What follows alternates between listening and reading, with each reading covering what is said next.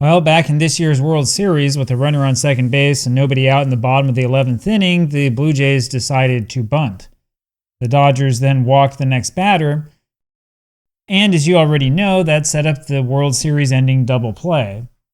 Well, then you have the million-dollar question, right? I mean, was this the right move? Was there anything to really gain by bunting with a runner on second base and nobody out in the bottom of the 11th inning when you're down by a run? Or was this just a major mistake? Now, if you look strictly at the percentages, bunting in that situation actually made it less likely that the Blue Jays would win the game. We know this because of this so-called run expectancy matrix, where we take a look through history to see whether we would expect to score or give a run given any particular situation. So regardless of the historical era, the data tells us basically the same thing.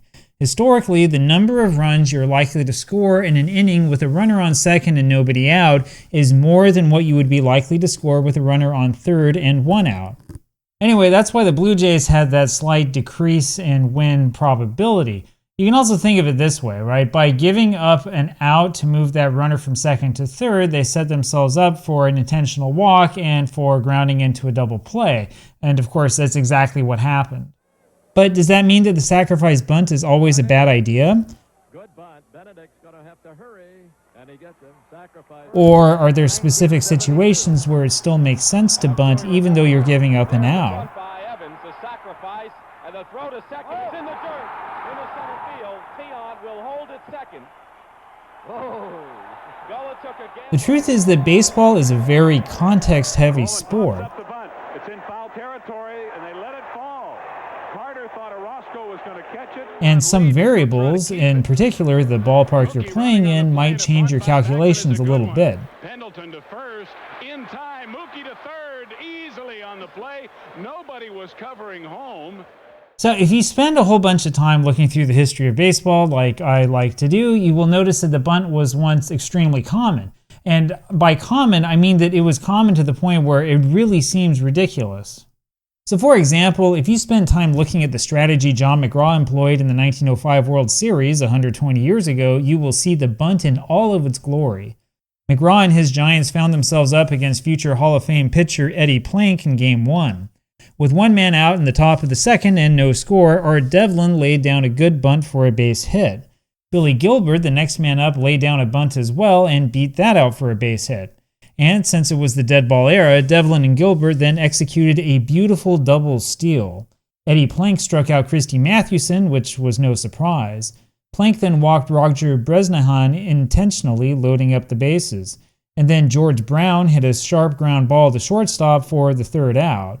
So the result of the inning was 2 bunts, a double steal, and an intentional walk, and no runs scored with no balls hit out of the infield. Well, I guess that's what happens when you're up against Eddie Plank, and to be perfectly blunt with you, I don't know if the Giants knew just how good Eddie Plank was. Maybe this was the best chance that they figured they had of actually getting runs off of him.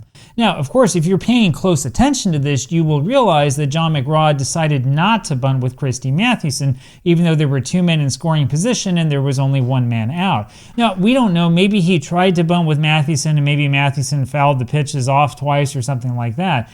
But maybe that didn't happen. Anyway, that can give you at least a hint that maybe some of these old-time managers understood a little bit more about how the sport works than we give them credit for. John McGraw, of course, knew that slugging the ball brought in more runs than bunting. The 1905 Giants led the National League in slugging percentage and OPS+, which weren't stats in those days, of course, and they were actually below average in sacrifice bunts.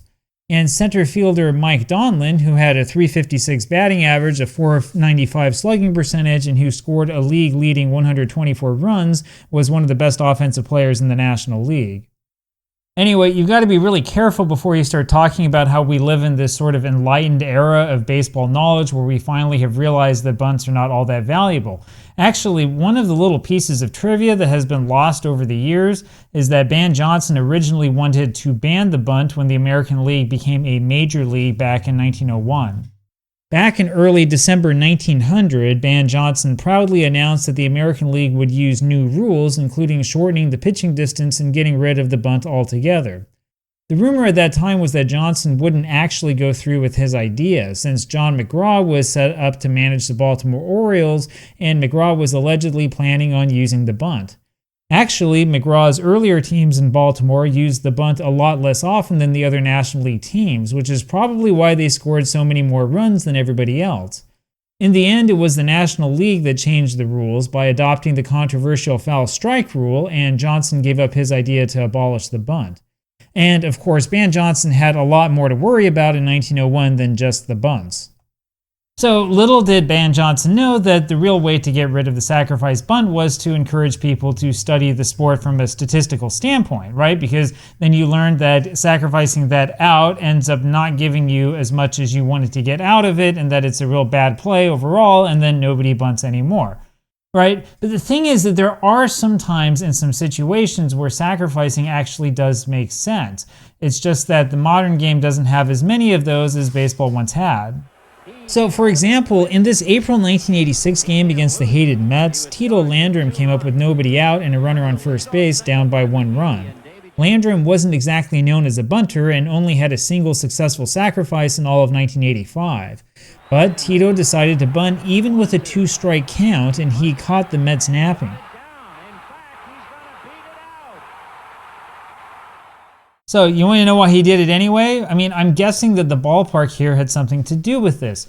Busch Stadium was known as a really poor hitter's park in the mid-1980s, much worse than any of the ballparks we have today. In fact, in all of 1985, only 75 home runs were hit at Busch Stadium. Though that number advanced to 90 by the end of 1986, it was still last in the National League. And of course, this was also kind of a self-fulfilling prophecy. So when you have a team like the Cardinals of the mid-80s that were designed around running around on the artificial turf, you naturally aren't going to hit a lot of home runs because your attack is to just run around the bases as much as you can. But, you know, like the three-point shot, the bunt can hurt you more than it helps if you're not careful. Anyway, Mike Heath followed Landrum, now with 2 men on and nobody out. It's pretty safe to say that Heath wasn't exactly in there for his bat. Anyway, Heath laid down a pretty bad bunt and the Mets threw the lead runner out. And Wally Backman made a great play on a ground ball up the middle, turning what might have been a game-winning base hit into a game-ending double play. Santana not satisfied with 1 out, guns at the first, Pendleton slides, Dutch rendered on top of the play, and what an ending to quite a ball game, Ben. The Mets were not only very good, And by the way, he was safe at first. So if Heath did not bunt in that situation, maybe he would have had a better chance of moving the runners over. But honestly, Herzog probably should have considered pinch hitting for him instead. But Whitey also had to worry about that game potentially going into extra innings, and this is a game in early April, right? This is a game that is not like Game 7 of the World Series. Plus, of course, you don't necessarily want to try to hit and run into that situation with a poor hitter like Heath because there's that threat of the triple play. So anyway, this is a second guessing game that you can play forever. Of course, sometimes bizarre things happen when you try to bunt. The worst thing you can do is call for the bunt and then miss the ball completely. The runner here didn't have a chance. But sometimes a well-timed surprise bunt can really throw the infield off of its stride. And the bunt can really add the pressure onto the defense, especially in a tense situation. Anyway, I was thinking of this the other day back when I was rewatching the 1980 NLCS. Now, there was a lot of bunting in that series, though the truth is that the teams did not necessarily bunt by default. Every single one of the bunts that took place was there for a strategic reason, and some of them are actually pretty interesting.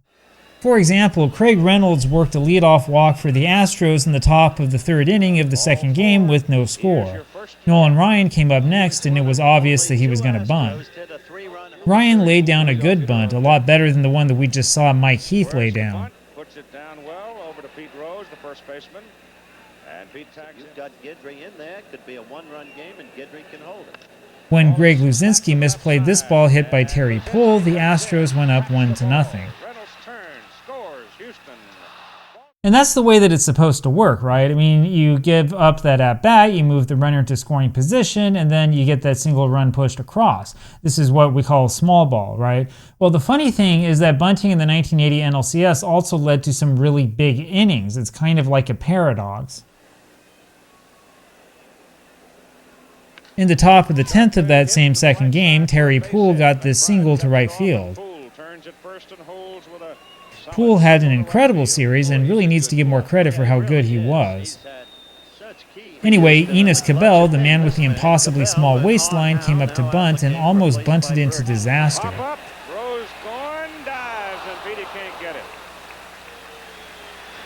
I thought he's going to get it. No wonder he missed it. He's had no practice. But Cabell got the next one down and got Poole to second. Joe Morgan then was intentionally walked. Jose Cruz got a clutch single.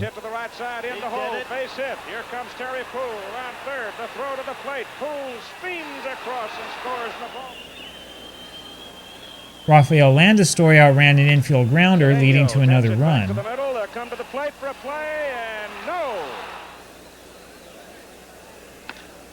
And then Dave Bergman crushed this triple, making it a 7-3 ball game. Here comes Cruz around third. Here comes Cedeno. And it's a triple for Bergman. So does that big inning happen without the bunt? Well, maybe it does. You know, Cabell grounded into 13 double plays in 1980, but he did ground into 18 in 1979. Now, that number doesn't mean anything totally out of context, so just so you know, the league leaders in the National League in 1980 had 24. It means that Cabell was not exactly like really good at not grounding into double plays, but he did ground into them, you know, at least at some kind of rate. But there is a difference, of course, with pitching with the runner on first base in the top of the 10th inning and pitching with the runner on second base.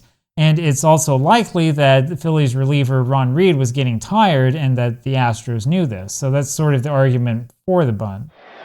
In Game 5, Terry Poole greeted reliever Larry Christensen with this single to lead off the bottom of the 7th. The game was tied 2-2. Up came Cabell again, and it was a clear case of deja vu.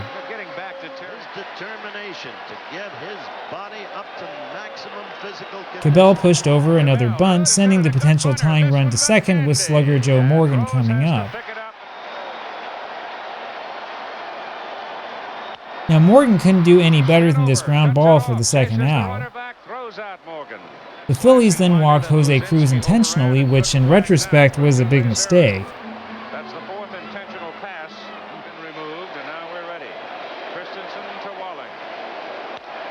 Walling singled, making the score 3-2, and there's your small ball run.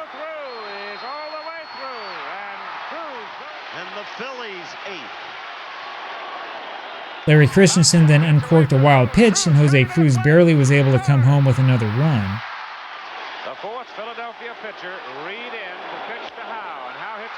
And then Art Howe greeted new pitcher Ron Reed with this smash into right field for a triple, and honestly, he probably could have turned this into an inside-the-park home run. Anyway, it's not necessarily true that bunting is only about playing for the one run, as you can see from that example. Sometimes a well-timed bunt actually has a certain psychological impact on the other team. This is something that was absolutely apparent during the 1980 NLCS.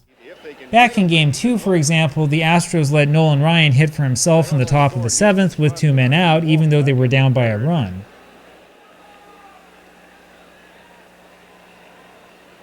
Nolan Ryan managed to walk after working the count full. And the pitchers would just like to take a bite out of that rosin bag, then walk Ryan. Ball is hit in the gap. Right fielder. Terry Poole got this extra base hit, and Ryan wound up expending a ton of energy scoring the tying run.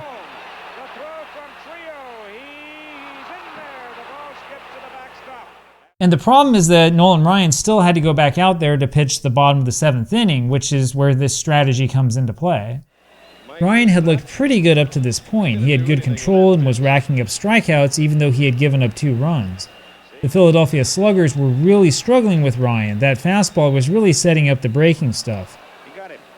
But Ryan looked more human in the bottom of the 7th after all that running.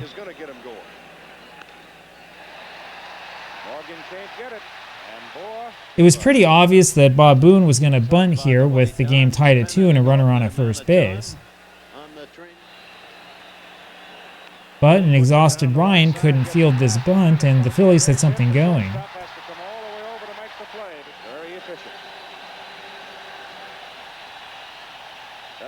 Pinch hitter Greg Gross bunted next, and Ryan had to go to first base, allowing the 2 runners to move up. And that was the end of the night for Nolan Ryan, who was clearly frustrated that he couldn't stay in to pitch more.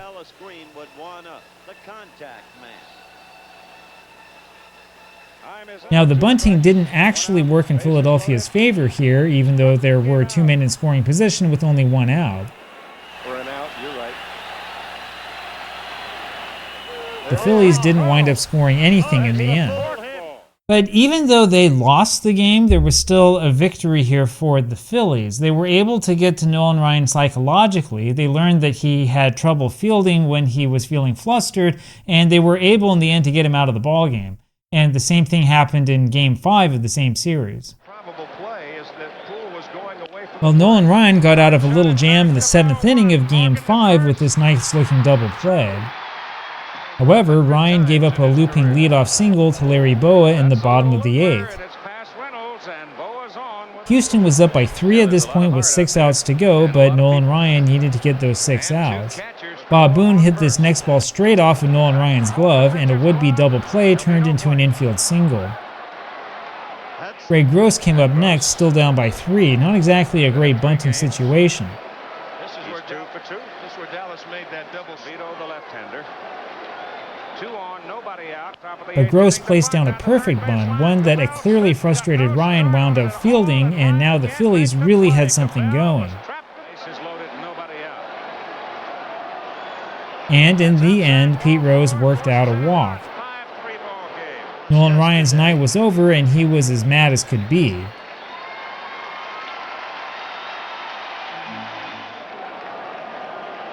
And in all, it led to a total of 5 runs thanks to this Manny Trio triple.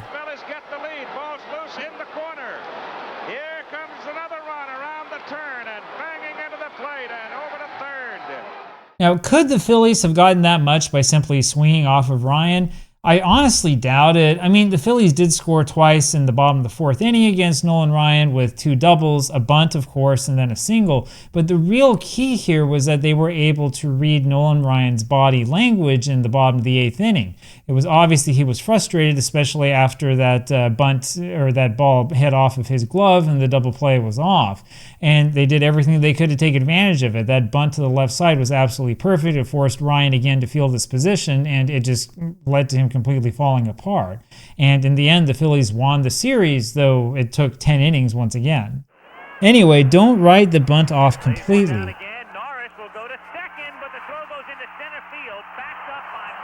There are times where a well-placed bunt can be a dangerous weapon. Of course, it is different these days without that bouncy artificial turf. Even still, though, it's a skill that even the best players should learn.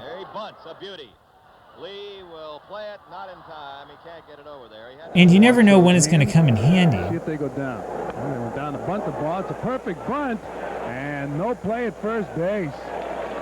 You know, a funny thing about Game 5 of the 1980 NLCS is that the Phillies didn't bunt when they were in a similar situation as the 2025 Blue Jays. So Mike Schmidt here, hoping for a long ball, struck out to lead off the top of the 10th of that tie game. But while the big slugger was looking on hopelessly, Del Unser had some good luck with his bouncer off a seam in the turf. Down the line to the corner by Unser. Unser around second. The ball comes in. With a go-ahead run on second with 1 out, Manny Trio decided to swing away instead of bunting. A key base hit.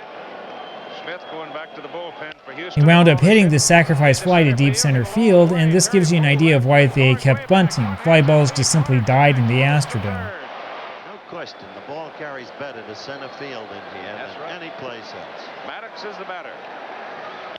And then Gary Maddox hit this one to Terry Poole, who tried to play it too quickly, leading to the winning run scoring. Scores from third, Unser.